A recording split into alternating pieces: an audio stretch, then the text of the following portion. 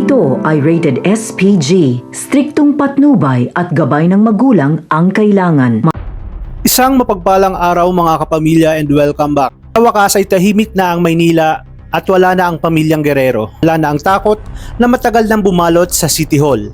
Sa unang pagkakataon, matapos ang maraming taon, malilaw na kung sino ang may hawak ng kapangyarihan at kung para kanino ito ginagamit. Si Tanggol Montenegro na nga ang siyang tuluyang naging mayor ng Maynila. Hindi na siya hinahabol ng anino ng eleksyon. Hindi na siya tumatakbo. Ngayon ay siya na ang namumuno sa City Hall ng Maynila. Pero habang ang lungsod ay unti-unting bumabangon, may isang anino ang hindi pa tapos humabol, ang nakaraan. Sa loob ng kulungan, isang balita ang tuluyang gumiba kay Rigor Dimagiba. Hindi si Tanggol ang pumatay sa kanyang anak na si David at hindi rin ang mga taong matagal niyang tinuro. Ang totoo, ang pamilya Guerrero. Si Miguelito Guerrero ang nag-utos kay Rigor. Ginamit lang ang isang amang nilamon ng galit, isang pusong pinaniniwalaan ng kasinungalingan. Sa sandaling iyon, gumuho ang lahat. Ang galit na inipon niya labang kay Tanggol, napalitan ng mas mabigat na pakiramdam at pagsisisi. Humiling siya ng isang bagay na hindi niya inakalang magagawa niya, ang makaharap si Tanggol sa huling pagkakataon.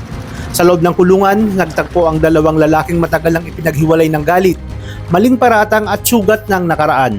Hindi na nagsalita si Rigor bilang hepe, hindi na rin bilang kaaway ni Tanggol. Pagkos lumuhod siya, umiyak at wasak na wasak, nanghihina, humingi siya ng tawad sa ating mayor na si Tanggol. Sa pagbebenta ng hustisya, sa kalupitang ipinakita niya kay Tanggol noong bata pa ito, at sa pagsira ng pangalan nito. At pagkatapos nito, inamin niya ang pinakamabigat na kasalanan, na siya mismo ang nakabaril sa sarili niyang anak na si Santino. Tahimik na nakinig si Tanggol. Marami siyang dahilan para tumalikod. Marami siyang karapatang magalit. Pero mas nanaig ang bagay na matagal lang dahilan kung bakit siya minahal ng taong bayan. At ito ang kanyang puso. Pinatawad niya si Rigor sa kabila ng kasalanan nito. Hindi bilang alkalde, kundi bilang anak na minsan nang umasa sa isang ama. Ngunit malinaw ang kanyang sinabi na may kapatawaran pero may pananagutan. Mananatili si Rigor sa kulungan, haharap sa batas dahil ang awa ay hindi kapalit ng hustisya. Sa labas ng kulungan, nagsimula ang bagong yugto ng Maynila. Isa sa unang hakbang ni Mayor Tanggol, ang pagtatalaga kay Mando bilang bagong hepe ng pulisya sa Quiapo. Isang lider na hindi nabibili, hindi natitinag. Pinagtibay din niya ang seguridad sa kanyang paligid. Ginawa niyang personal bodyguard itong si Punggay, kasama ang kanyang mga tapat na kaibigan. Mga taong hindi lang handang mamatay para sa kanya, kundi mas handang mabuhay para sa bayan.